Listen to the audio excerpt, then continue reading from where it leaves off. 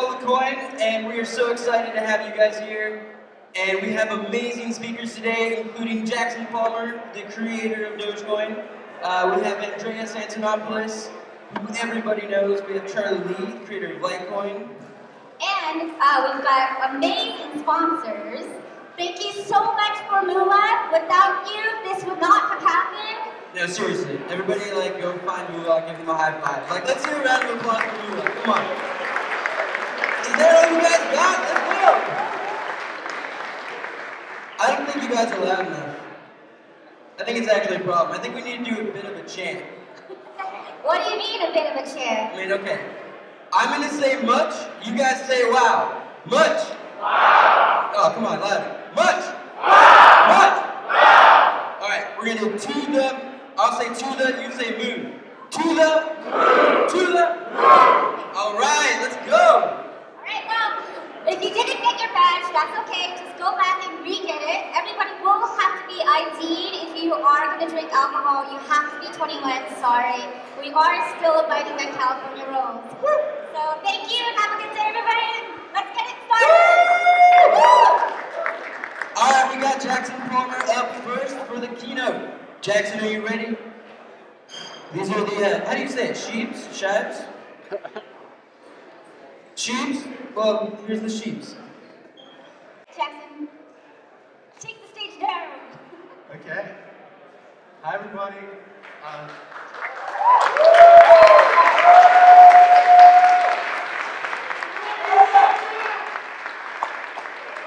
Welcome to DOGECON, the first DogeCoin conference. I have to say a big thanks to Matt and Tina and Marshall and everybody who's helped put this together. You know, a few months ago I would never have thought that there'd be hundreds of people gathered in a place like this to celebrate DogeCoin, so it's pretty amazing. So I just wanted to talk quickly today, around, what DogeCoin is for those who, the few of you that aren't initiated. Just some of the awesome things we've done in the past just over 4 months. And also just kind of where I think DogeCoin's headed, and how we're all going to get to the moon, obviously. So, yeah. Excuse these terrible slides. So yeah, as most of you probably know, it all started with a tweet, and this kind of all stemmed from an interest I had in cryptocurrency back late last year. Obviously, there was the Bitcoin boom, the price was rising, and I got into, Litecoin, which, Charlie Lee's in the audience, big ups. I also got into Feathercoin, which had a really good community as well. But then one day I kind of just noticed that there was this flurry of altcoins coming on the scene.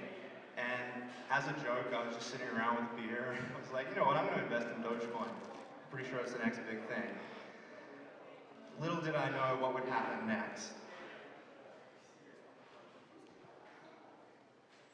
So, a couple of days later, Billy, my co-founder, got in touch with me and said, you know what? I've actually made it a thing. And that's what the logo used to be like, by the way, for those that are new. Yeah, and so we got in touch via email, and he's like, I can change the font to Comic Sans. And I'm like, oh, cool, okay, so let's do this. So we talked for a couple of days. I've never met Billy in person, actually, which is crazy. And after 2 days of development, we launched on December 8th. Oh, cool. Yeah, you can do that. This is the logo you've all come to know, and this was kind of put together in a rush by my good friend Christine here, who's in the audience. Yeah, big ups to Christine. Oh, yeah. There's actually 2 variations. There's Chatty Sheep, who I like the most, I think, and then there's Silent Sheep. And really, this has become the kind of face of what we're celebrating here today. And I think it's a bit cooler than the other one. I just wanted to give Christine a shout out. So yeah, I did the math, and it's been 138 days to today since DogeCoin was launched. That's crazy. Look at what we've done. Seriously. We sent the Jamaican bobsled team to Sochi. we also sponsored a Indian luge competitor. We then went on to form the DogeCoin Foundation, and we raised nearly $30,000 for 4 Paws for Ability to pair service dogs with disabled children. Amazing. We had the halvening, and we've got another one coming up soon, so I expect just as much excitement. Eric Nakagawa led Doge for Water, which was a great campaign that's raised a heap of money to drill wells in Kenya. And I'm not digging a Bitcoin here, but we've raised more money than that. So big ups to Eric for that. We have an Android wallet, we've got amazing paper wallets. I think we've got more wallets than any other damn coin. And we are sending a NASCAR to participate in Talladega next week, which is just, come on. We'll all be watching Josh Wise, it's going to be fun. Also, I have to call out Save Dogemas, which was run by the fantastic Ben Dornberg, which is in the crowd here. We had a bit of a hack early on, but the community came together and we were able to raise, I think, 14 million DogeCoin to reimburse everybody. So I hope there's some people here who were reimbursed from that. I hear you. So some stats. I think this is pretty damn amazing. We have over 75,000 subscribers to our DogeCoin, which is just such a crazily active subreddit. It's been noted as one of the nicest places on the internet. It's weird to be treated, generously and kind on the internet. The fantastic Josh Moland and David Torix, Doge Tipbot. Yeah. We wouldn't be here today if it wasn't for them. But over 150,000 US dollar equivalent has been sent via Doge Tipbot. Just let that sink in. We sent 150,000 US dollars via Reddit. Yeah, we did. As I just discussed, we've raised over 100,000 US dollars for charities, really good charities. And that's just counting the official stuff that the DogeCoin Foundation has done. Every one of you out there is coming up with fantastic ideas every day, and even running charity events. Big ups to Moolah as well, who are helping with all of that. So let's never stop. And we've also got 166,000 Twitter followers, 61,000 Facebook users, and a whopping 3.5 million visits to DogeCoin.com since it launched 138 days ago. So that kind of speaks to the reach of DogeCoin. So I just wanted to talk quickly about the future and where I see DogeCoin heading. I've said this a lot recently, but one Doge really equals one Doge. And what this means to those that are unaware is that the viability of a digital currency shouldn't be pegged to what you can cash out to a fiat currency for. Unfortunately, a lot of the communities around cryptocurrency, that's all they care about. But I don't wake up every day and wonder about what my paycheck is in NASDAQ stock or gold. So you shouldn't wake up every day and wonder what Bitcoin is worth in US dollars. Or what DogeCoin is in US dollars. I think really the key to our success is to build merchant and user adoption. So we need to encourage more small businesses and big businesses to start adopting DogeCoin as a form of payment. And then we also need to build demand for people that want to pay using DogeCoin. But given the number of people here tonight and the massive reach that we have, the community we have, I don't think that's going to be any problem. Leading in, what a good segue that was. I think we need to keep up the fun community spirit that we have. Obviously, with any cryptocurrency seems to attract drama for some reason. But I think that we need to never lose sight of the fact that it is a dog on a coin. But I think that should just keep us humble. No flame wars, no hating. I think let's keep this stuff as pure as we can. And really realize we're all in it together, not just for DogeCoin, for digital currency as a whole. I think that's important as well. So don't go hating on other coins. I think we're all really early adopters. We're trying to convince the average Joe that, hey, in 5 years we're all going to be transacting using digital currency. And that should be the mission. It shouldn't be to kill some other coin or be better than some other coin. It should be, hey, let's band together and actually, work to improve the awareness of digital currency as a whole.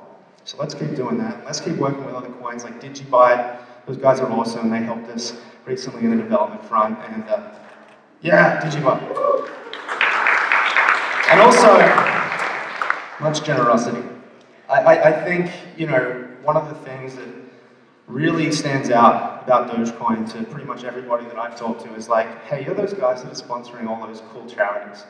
And San Jamaica's to Olympics, but yeah. I think really, let's keep doing it.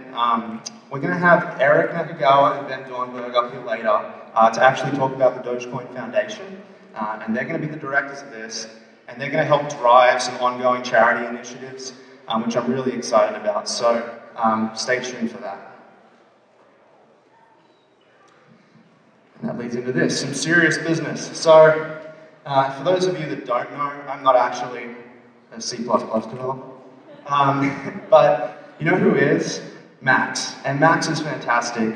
He actually developed our Android wallet. He also developed our multi-Doge, which is a multi-bit port. He's one of the most experienced crypto devs I know, and I trust him a lot. So I've actually handed over lead development to him. That means that he has the alert keys as well to the DogeCoin network. There's only 3 people in the world that do, myself, Billy, and Max. And he's actually driving kind of a group of community developers right now who are going to release DogeCoin 1.7, which is actually based off Bitcoin 0.9. So stay tuned for that. I think the whole development side is in really good hands with him. And as I just mentioned, you've got Ben. For those of you that don't know Ben, Ben's very active in the crypto space. He also ran Save Dogemas. He also helped with getting the money to Full Pause for Ability. He also helped with pretty much everything. He's awesome. And Eric Nakagawa, who actually founded I Can't Has Cheeseburger. So there's a nice little meme tie-in there. He's going to be helping Ben in running the foundation as well. Both great guys, and I think we're in good hands. So really, that's it from me. I think I really want to get Andreas up here. I don't know if you've seen Andreas speak. You all want to see that as well, right? But lastly, I just want to say to the moon. So I hope you guys will stick around. You have a lot of fun tonight. There's going to be Pin the Doge on the moon. There's a photo booth. There's going to be an after party for those that want to come at the W. Have fun, be generous, tip one another, and enjoy the panels. Thanks, guys. No, let's talk Bitcoin, sorry. And this is Andres Antonopoulos.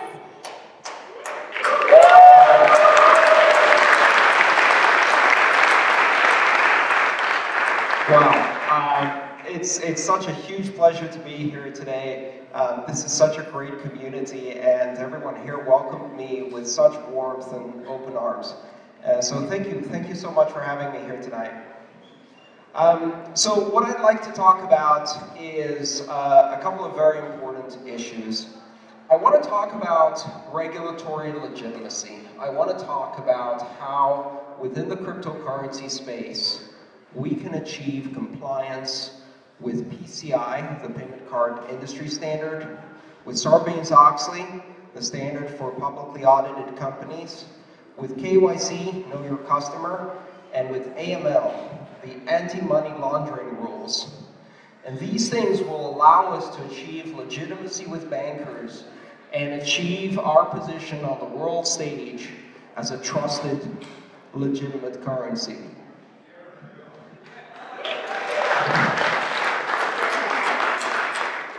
Ah, fuck that. No, I don't want to talk about that. Who wants to talk about that? That's ridiculous. We don't need any legitimacy. We're having fun. We're dealing with much more serious issues. You know, there's a lot of serious people in Wall Street. Dour-faced, boring, soulless, parasitic, serious people wearing ties and suits. And guess what? They stole trillions of dollars and they got away with it. So who needs their legitimacy?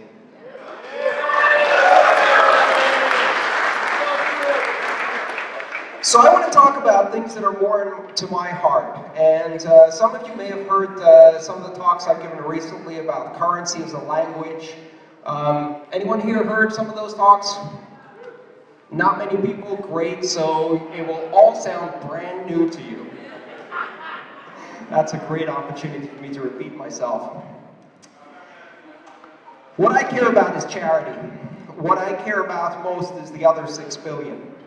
You see, there are 1 billion people in this world who have access to bank accounts without currency controls, bank accounts that can transmit money internationally, that can access international markets, that can access deep pools of liquid credit for their loans. Us, the rich people of the Western world. And then there's the other 6 billion. People all around the world who have limited bank accounts or no bank accounts at all. People who live on $1 a day, if they're lucky. People who have no access to international markets, no access to international finance, no access to loans, no access to opportunity. I'd like to think I'm a really smart guy and I got here because of the efforts that I made throughout my life, but we all know that's bullshit. I got here through an accident of birth that put me in a white, middle-class society in Greece, in a developed nation, as a child of professionals, educated professionals. I was swimming with the current all the way, and right now there are hundreds of thousands of people who are smarter than me dying of diphtheria somewhere in the world. And so I care about what we can do with cryptocurrencies to bring economic development, to bring economic inclusion, and to bring the other 6 billion online and into a world economy without borders, without political corruption, without massive theft, and without parasitic banks.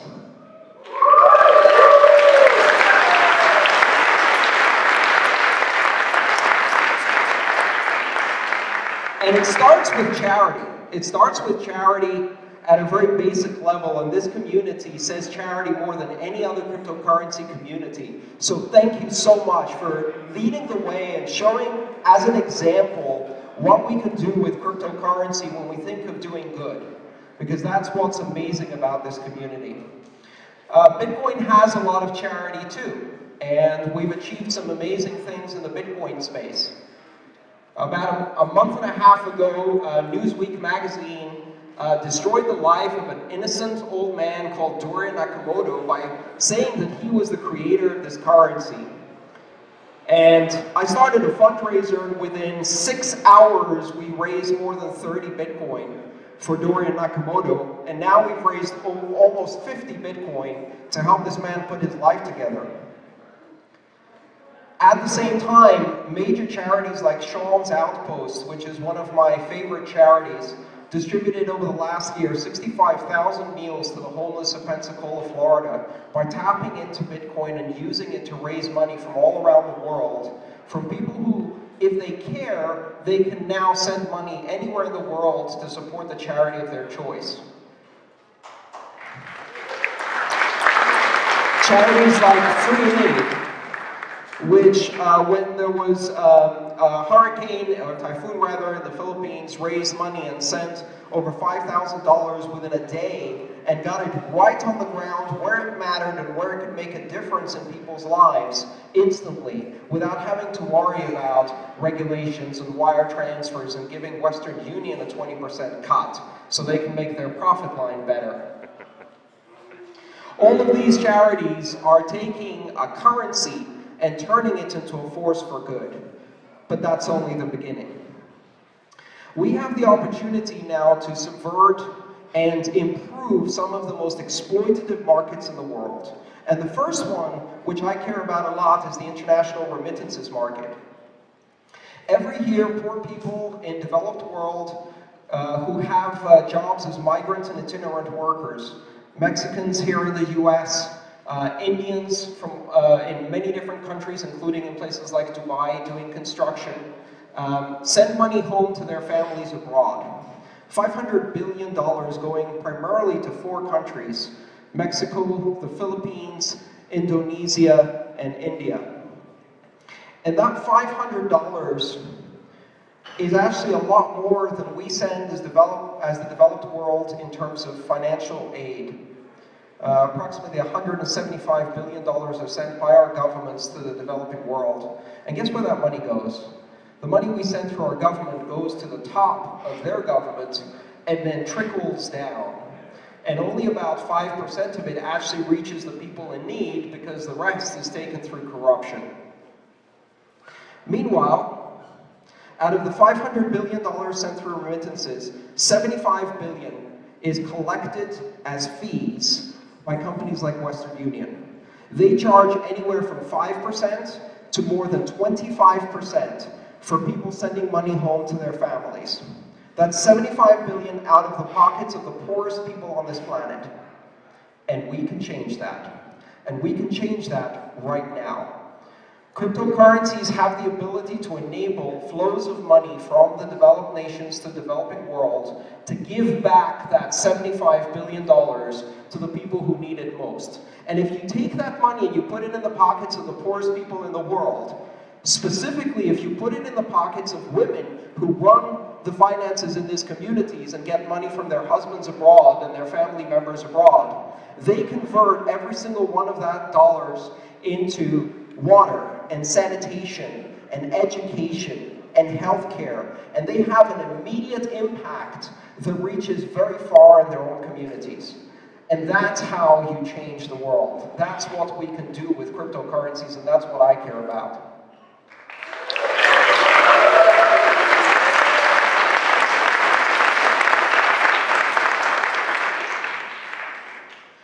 So one of the questions that I've been thinking about for the last year or so is how altcoins behave against each other and whether they're in competition or not.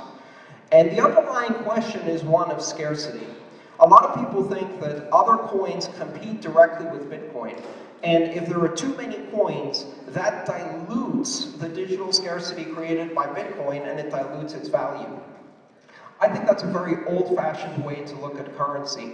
And the reason we think of currency that way is because throughout our lives we've grown up in a world of national sovereign currencies that exist in a monopolistic zero-sum game, where winning from my currency and my nation is a zero-sum game against somebody else's currency. And that's because all of these currencies exhibit a monopoly. If I live in the United States, I am born into US dollars and I don't have a choice. I have to pay my taxes in US dollars, and that is the currency I will use. Well, that is no longer the case. Currency is now a choice.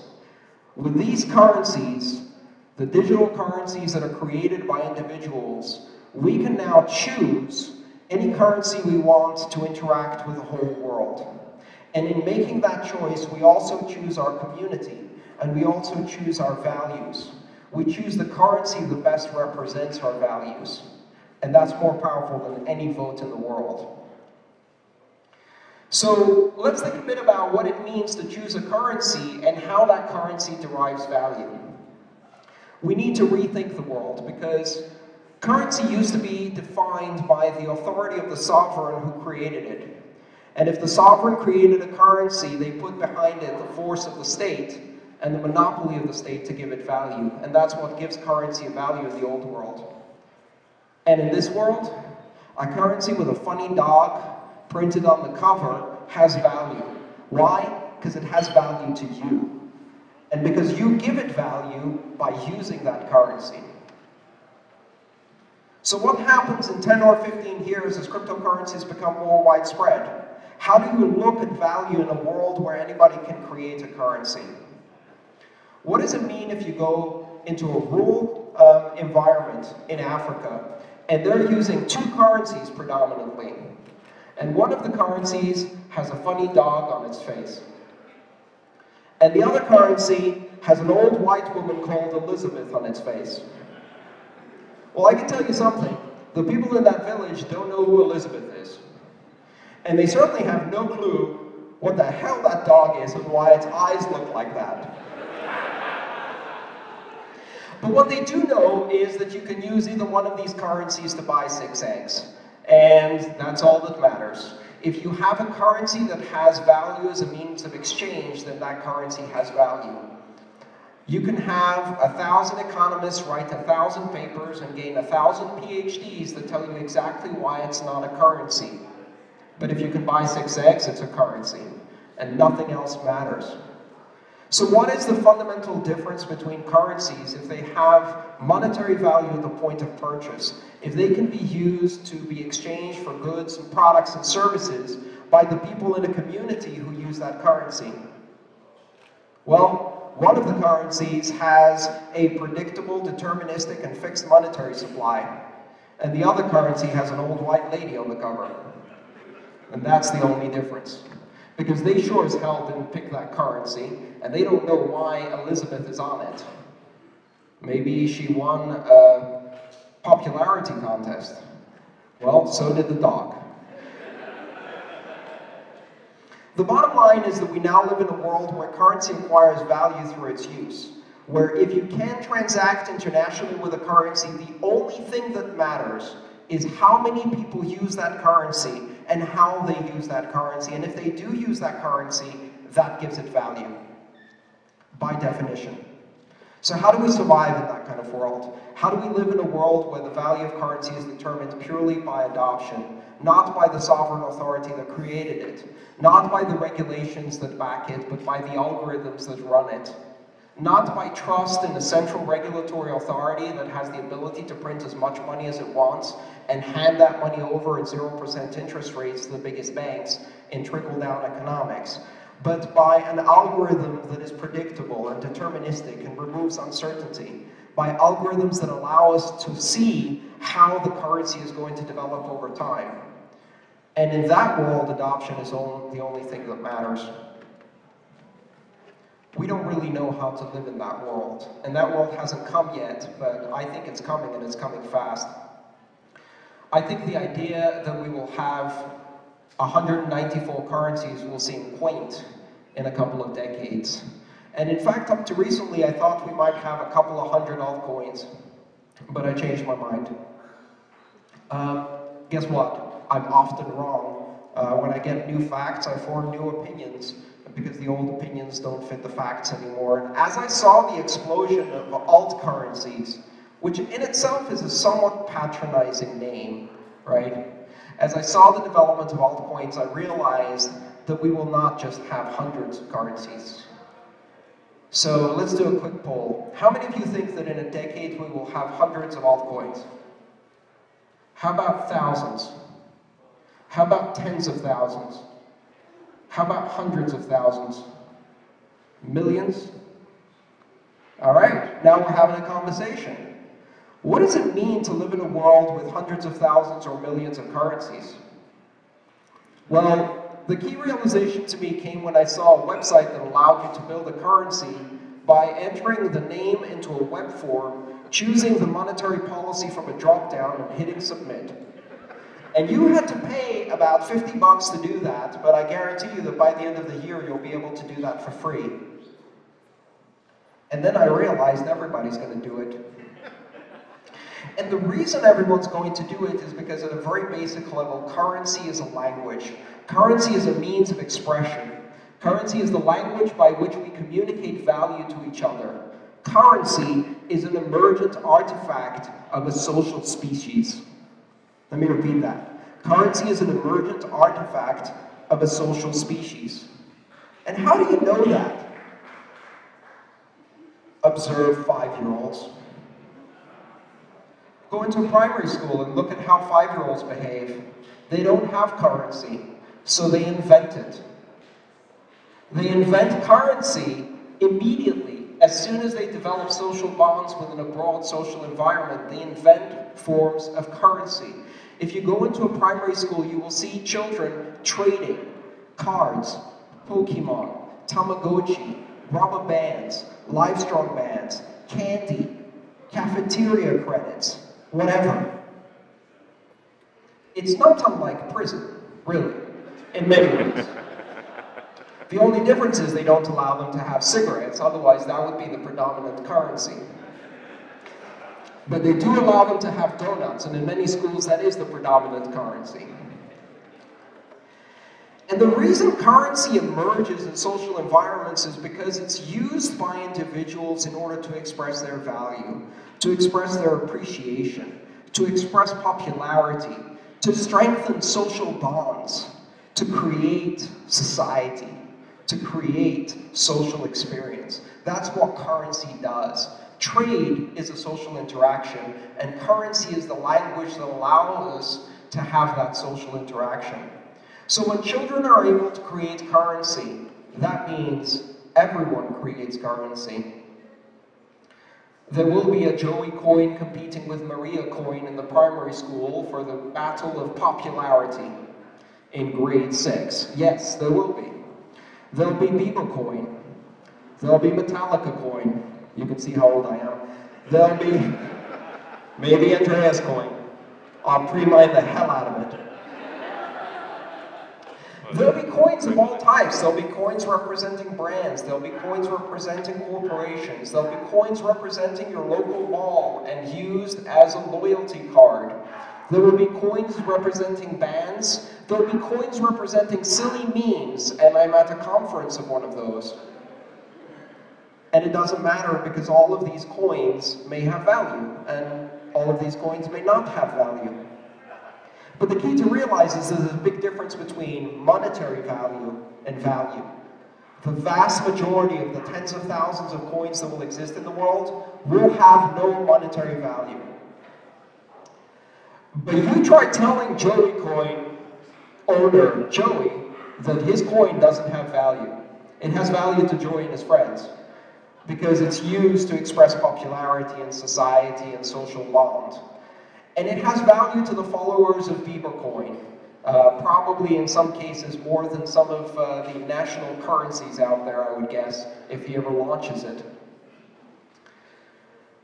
So how do we live in a world where there are hundreds of thousands of coins and most of them have no value? We disassociate value from authority.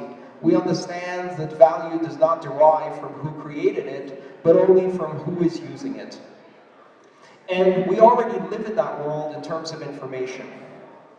It used to be that we looked at published opinion and we looked at it as being authoritative if it came from a publisher with a giant printing press and a fancy name like the New York Times.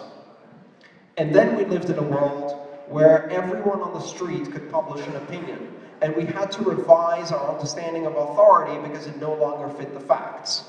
Because sometimes people in very esteemed institutions like the New York Times, say like journalist Judith Miller, lie about the fact that there are WMDs in Iraq and kill tens to hundreds of thousands of people through their lies.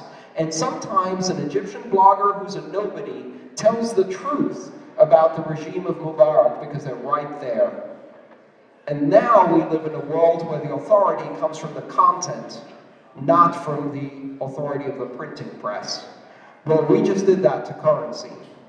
Now, currency gains its authority not by who created it, but by who uses it. And in a few decades, you might be surprised about which currencies arise to monetary value status. It's going to be a very gray line.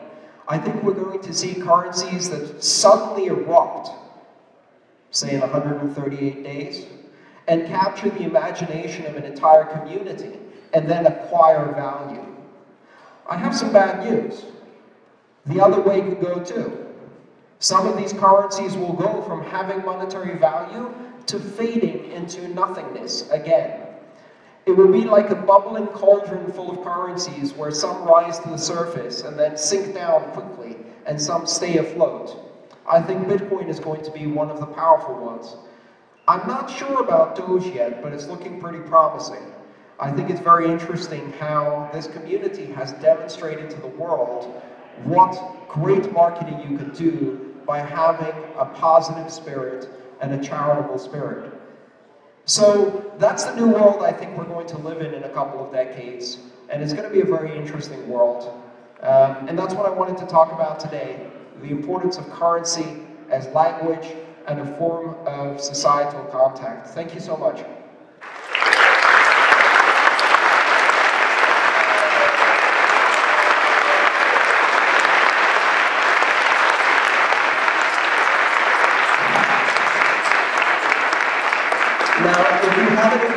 questions? I think we have some time allocated for questions. We do? Okay. So as long as you don't ask me about Sarbanes-Oxley or PCI or regulatory legitimacy, I'll be happy to answer your questions. Raise your hand if you have a question, and I'll bring you the mic.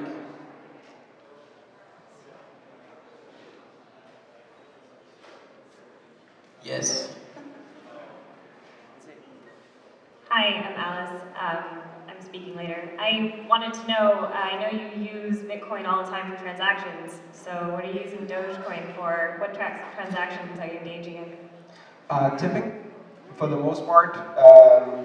I'm pretty new to Doge. I got into it because people started tipping me in Doge, and it got to a point where I couldn't ignore it anymore, which I think is how you got everybody else involved too.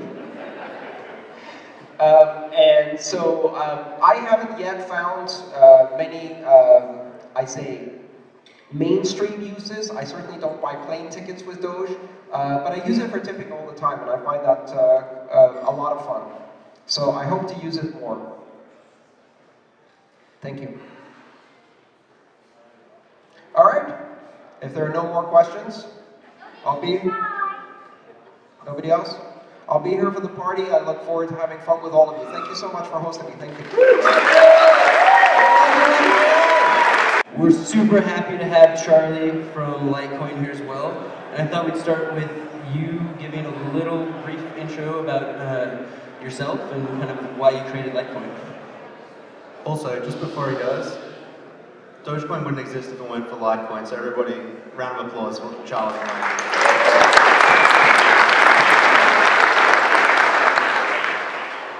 Well, thanks for having me.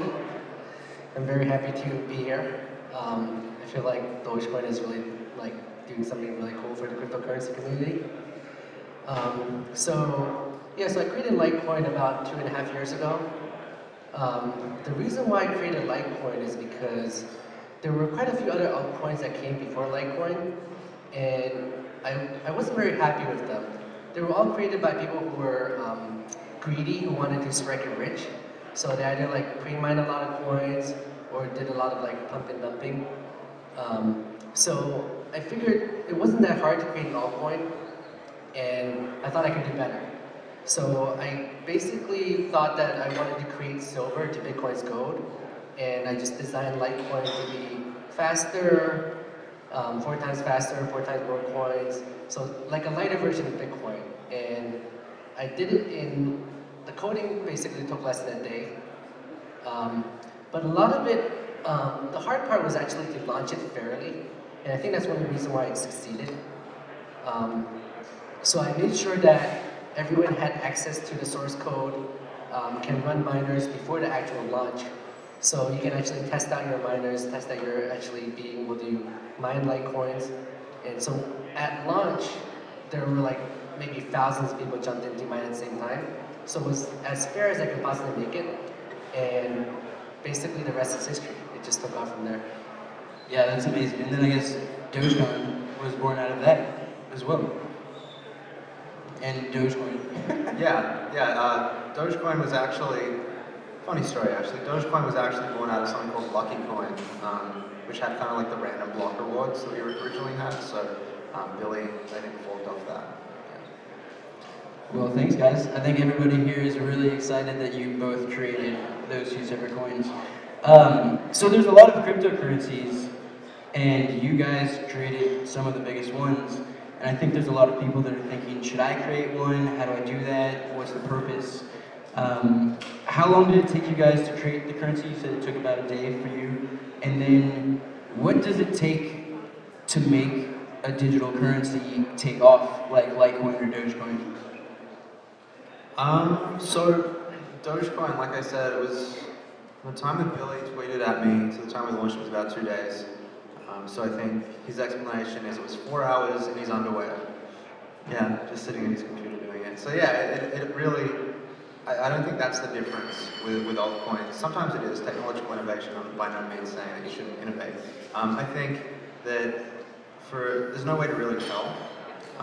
There's no way that I would have been able to tell that the DogeCoin to take off like that has. I think that really every altcoin is kind of like an exploration around what digital currency could do to improve, or just a different path that it could take. And so I think DogeCoin is really an interesting take in the way community can impact the adoption of a currency. And you know, some people say like it's because of marketing. I don't think it is. I think it's because people kind of related to the Doge meme, and it's something that everybody could talk to one another about. I think that's it. And if you can make a currency something that people not only use but that they can relate to one another with, and you know, not be strangers anymore, I think that helps build a community. I feel like to create a successful altcoin, you have to do something innovative, and you have to not be greedy about it. I see a lot of people creating altcoins just to try to kind of make money from it. A lot of pre-mines. And the community realized that if they see a coin that's pre-mined, they won't support it because they know they're just supporting the creator, right? Whatever. So, like DogeCoin wasn't created, it was created as a joke, right? So, and that's one of the main reasons why it took off. Because it wasn't serious to begin with. If you're supporting Dogecoin, you're not making someone else rich. And same thing for Litecoin, right? So people ask me why didn't I pre-mine, and I mean they think I could be rich if I like pre-mine a lot of coins. But I tell them if I actually did pre-mine a lot of coins, the coin wouldn't have taken off. Because the reason why people like Litecoin is because of how fair it was. And yeah. Yeah, that makes sense. I guess with both Dogecoin and Litecoin, there's a tremendous amount of people, obviously, that really care about it. But it's a decentralized organization, right? There's like no company that runs Dogecoin. There's no company that runs Litecoin. But you guys both, you know, created the coin. So maybe you're not like the CEO of the cryptocurrency, right? But you still have a role. And that's probably something you guys are still trying to figure out what it is. So how do you guys see your roles in your cryptocurrencies that you created? Well, there's no company, but there's definitely like a team, right? There's a development team behind Litecoin that's working on improving the code base. There's a team of people working on like wallets, and same for DogeCoin. So I see my role as, I guess, just evangelizing Litecoin, go to different conferences, talking to people about Litecoin, convincing exchanges and merchants and users to start using and supporting Litecoin. I think that's how to make a coin more popular. When there's people using it, and there's merchants accepting it, then it'll be successful. Yeah, I'm certainly not CEO by any means. I'm still trying to convince Josh Merlin to accept me as Chief WoW Officer at DogeCoin, but we'll see. Yeah, I think that DogeCoin is really community-driven, right down to the development and everything that we do. None of those charities that we donated to were picked by me or any one person. It was all a community effort. The Jamaican bobsled team thing, for instance, is something that somebody just posted on Reddit, and then next thing we know, we've raised $30,000. And I think that's why I've started bringing in people to take over the development. I think, you know, the worst thing that can happen is that I become like the bottleneck for the development and future of this cryptocurrency. You know, the future of something shouldn't hinge on one person. So I think that's where we're headed with the foundation, with everything, so that it's owned by the 51%, if you will. Yeah, so foundations are a really interesting concept, I think, that come along with digital currencies, but I don't know if everybody in the audience necessarily knows exactly how they work. Well, they are very important, but people may not know that. Would you guys like to explain a little bit what a foundation does? Well, the DogeCoin Foundation is kind of like this ragtag team of people who are willing to dedicate their time, but we're getting more structured. I think in Bitcoin's case, there's been a little bit of drama around the Bitcoin Foundation, because I think you kind of have to buy your way into it, which I'm not necessarily a fan of. Because I'm kind of against the centralization of power at the top like that. Which is, you know, you don't want just the top merchant services and that to all be controlling the future of Bitcoin. It's a recipe for disaster. But DogeCoin, I think anybody can really join the foundation. I think it's really community-led. Recently, Moolah, who have been doing a lot of the holding addresses. So when we run charities, the community have kind of voted them in as the group that they trust. And really, I think that's what it's all about with a foundation. In all of cryptocurrency, you're working in a trustless environment, and so it's about establishing people that you can kind of trust. So that when you're storing the equivalent of $50,000 in an account or a wallet, you can actually trust that these guys are going to do the right thing, and that these guys are going to make the right decision about the future of the currency as well. Litecoin has something similar called the Litecoin Association. So yeah, one thing about the Bitcoin Foundation is it seems to be more corporate focused. A lot of the larger Bitcoin companies are like founding members of the Bitcoin Foundation.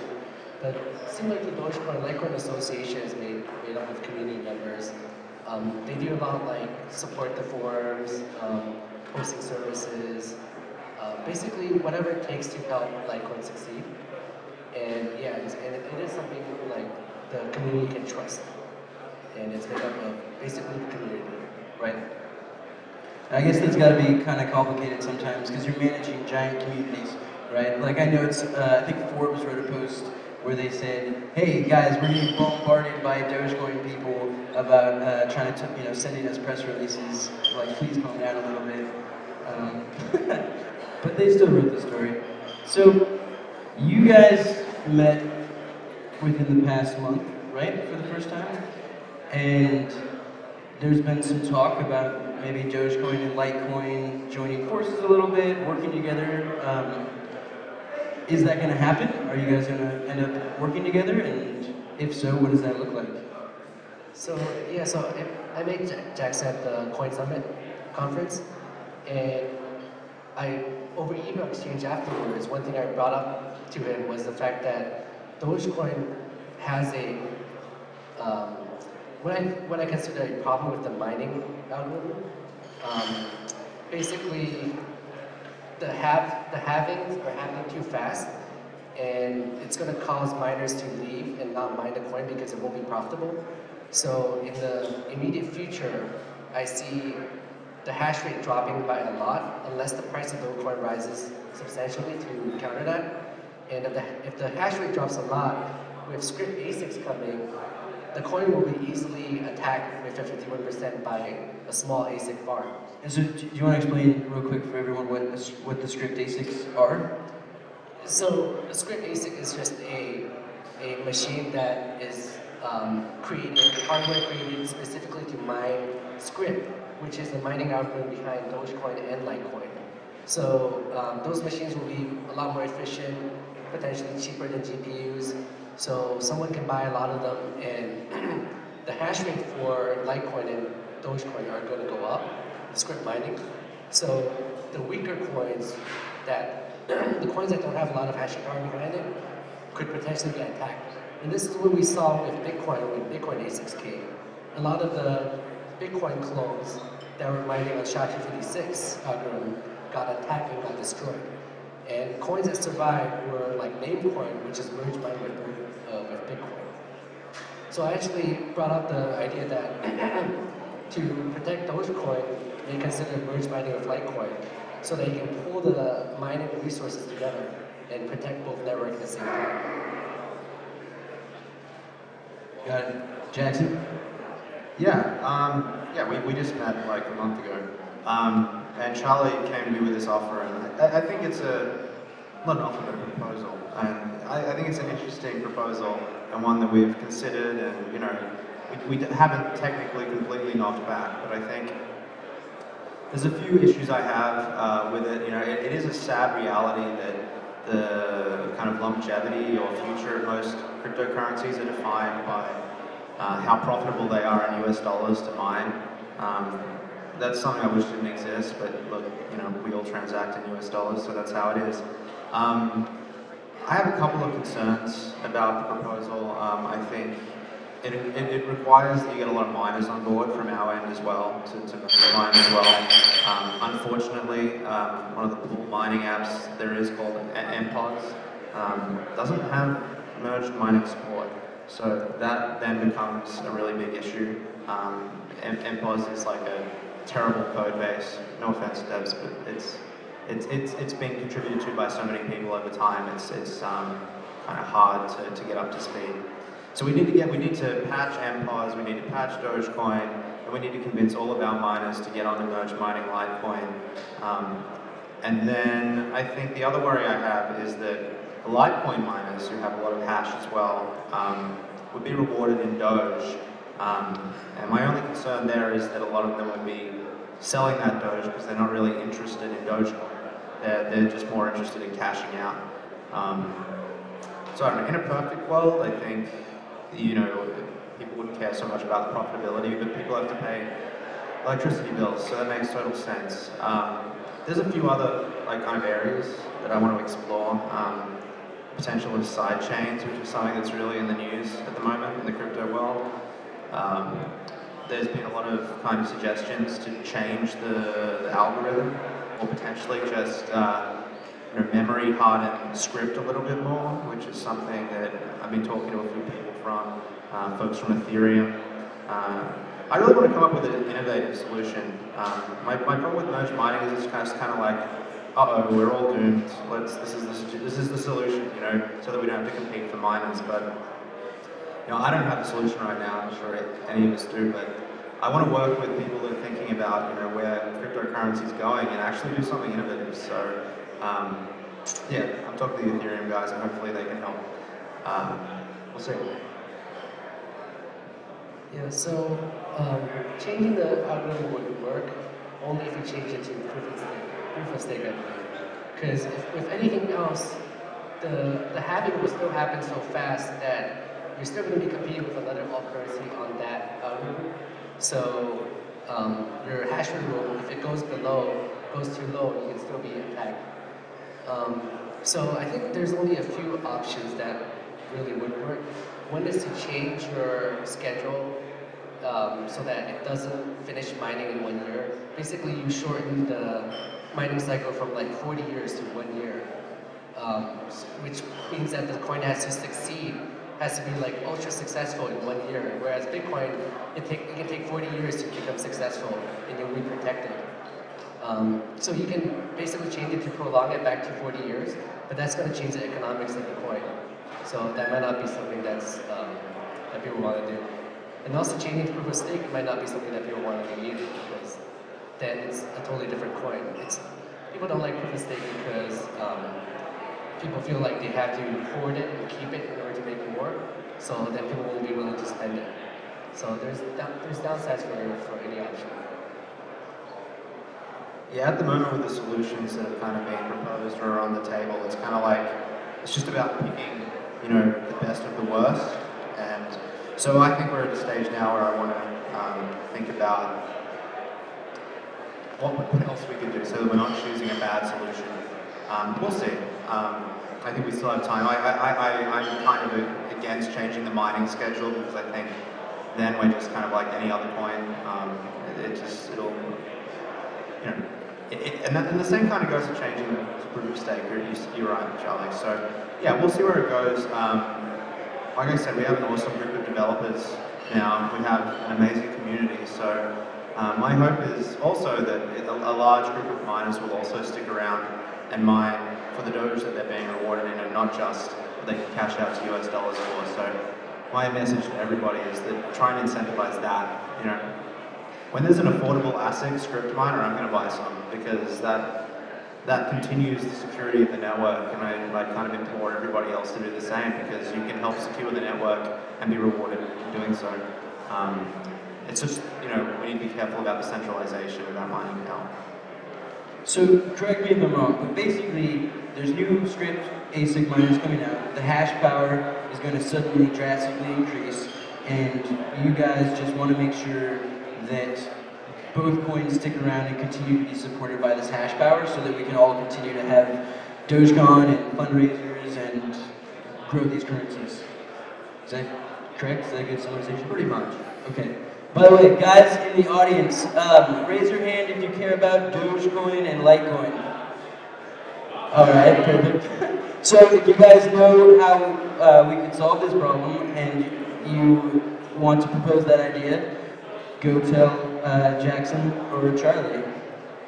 Yeah, and get on GitHub. Like, if you're a developer sitting in the crowd, contribute, please, because the more developers, the better. And you know, sometimes it takes a fresh pair of eyes to think about something in a new way. Cool. So we have time for one more question, and then we will take it to the audience. So guys, if you have questions for these two, start thinking about them now. Creating a currency that blows up like this, whether it's DogeCoin or Litecoin, is gotta be crazy. And what is the craziest thing or most surprising thing that has happened for each of you guys since that happened? Well, it's surprising coming to like a Bitcoin conference or DogeCoin conference where people like just know who you are. And people ask me for like a signature. I'm like, why would you want my signature? Or your photograph? or photograph. Like I've taken like thousands of photographs of people. You're famous. Only in this community. But this community is awesome. Yeah.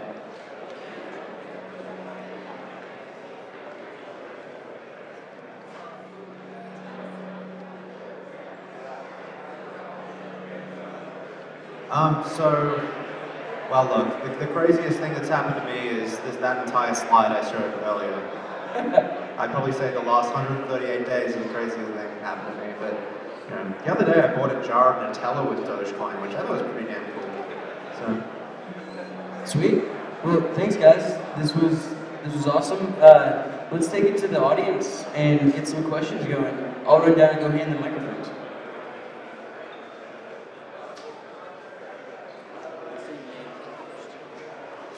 My name is Mike, and my question is about ASICs in general.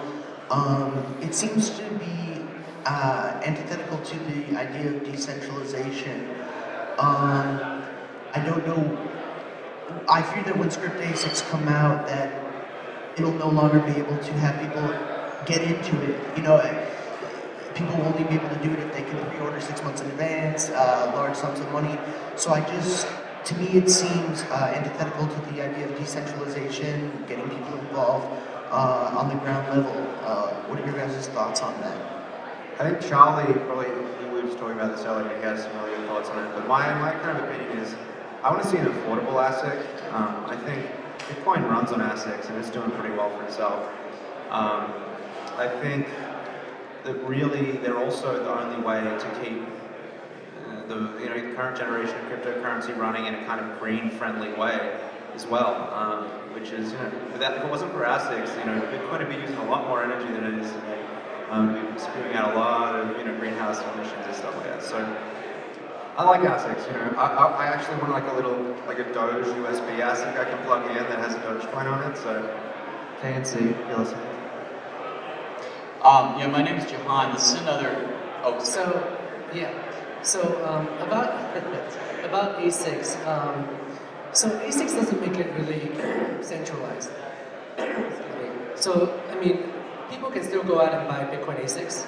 So it doesn't really centralize it. It centralizes it a bit because you can have larger like ASIC farms or a lot of ASICs owned by one player.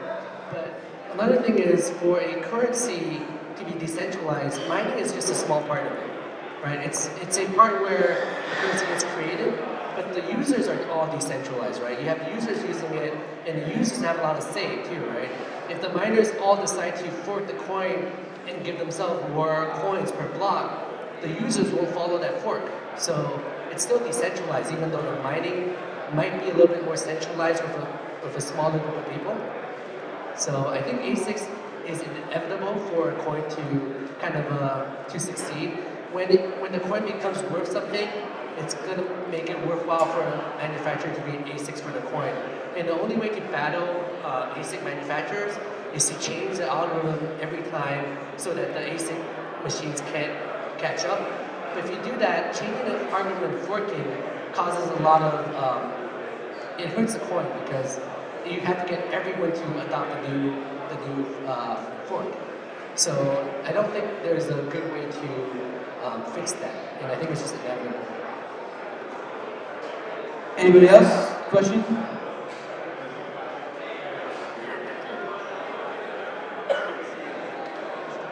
Bob, this is kind of a follow-up on the ASIC question.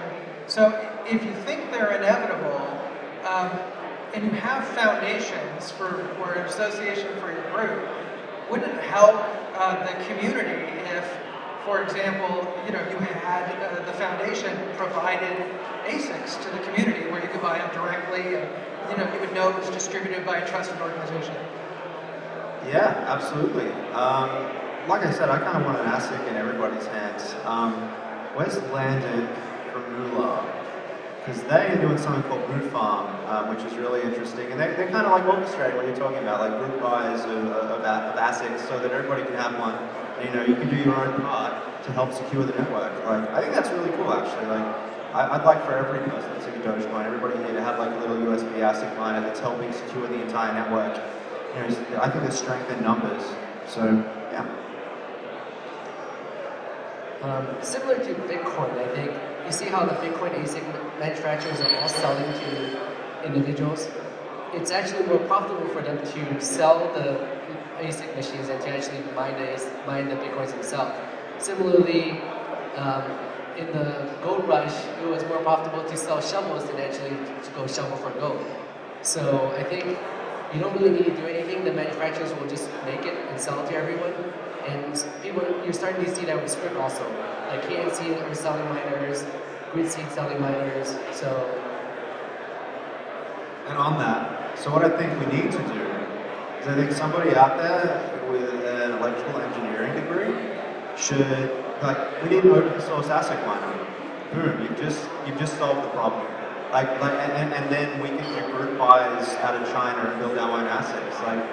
I think that's what should happen. And I think, because Charlie's absolutely right, there's been a lot of cases where if I have the right engineers to build an ASIC miner that's spitting out, tons of mega hash, I'm going to sit on it myself and mine it. I'm not going to sell it to somebody, am I? So, absolutely. Open source ASIC miner, somebody do it. Thanks, guys. My name is Connor, and my question is about how do we keep the friendly environment for new sheaves, in particular small business owners, those that would be accepting DogeCoin? So how do we, I didn't hear the first part of that question. How do we keep the embracing nature of DogeCoin? In particular, all right. How do we get people to embrace it? Yeah. I think that, we're the under-Doge in the crypto world, and so I think a lot of small business owners are actually kind of getting into it. It's a nice community, and I think if we can make it, I think the killer thing here is to make it easy to get started. Bitcoin is really daunting, and a lot of people come in and, from the very beginning, they've got the media telling them that it's, some, geeks in basements buying drugs and getting, people assassinated. So that from the get-go, they hear Bitcoin and they associate it with that. I think that's kind of where DogeCoin's been successful. It's kind of stealthily came in as this Trojan horse, and it brought in with the Doge meme where everybody's seen that before and they're like, oh yeah, that's kind of cool. And then off the back of that, they started learning about cryptocurrency. So I think it's all about ease of entry, and so if we can make it super simple for everybody to get started, so I'm talking like new wallets, new merchant services, secure online wallets. I know the guys at DogeChain have like the fully client-side one coming, very similar to blockchain. That kind of stuff. So you can just get started in 2 clicks. Any other questions, guys? I think there's an extension about Litecoin. Oh, right.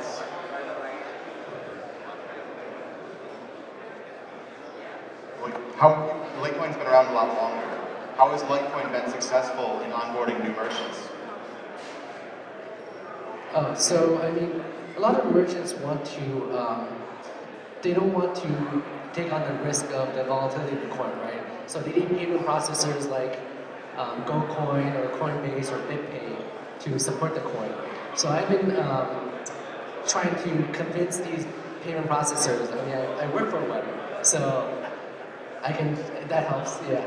So I think once you have the payment processor supporting the coin, it makes it easier for a merchant to accept the coin because then they get fiat. Because in the end, at least today, they still have to pay their workers in fiat, right? Until the day where everything is transacted with crypto, you need payment processors to convert the crypto to fiat. to make it so that it's less risky for merchants. All right, guys, we got time for one more question. Who's it gonna be? All right, there we go. Quick draw.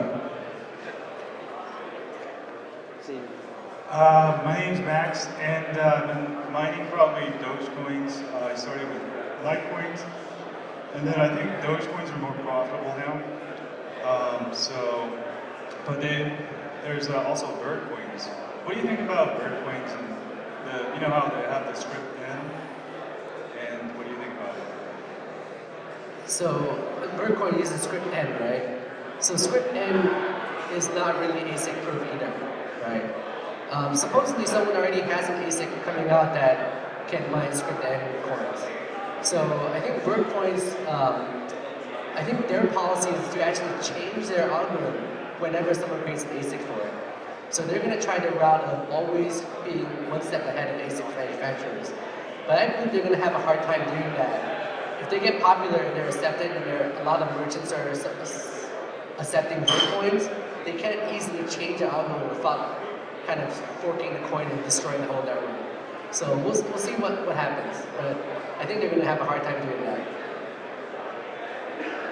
Yeah, I agree. I think changing the algorithm at this point, there isn't a lot of benefits except for completely disrupting your community. And so, I don't know, like I think some of the stuff they implemented was really interesting, and they experimented with Komodo's gravity well as well, which was a really nice difficulty retargeting thing that we even looked into for DogeCoin, but we ended up going with DigiShield from DigiByte to kind of deal with multiples. I think really we need to stop thinking, oh, we need to fight the ASICs, and think about building, a strong mining community where everybody's mining. And because at the end of the day, I don't think for every algorithm there's going to be an ASIC released if it ever becomes profitable. So that's just an inevitability that we have to face. So that open source ASIC mining, I think that's a good idea. Cool. Thank you guys both very much for sitting down with us and talking about DogeCoin, Litecoin, the foundation, merge mining. I think we all really appreciate it. Thanks, guys.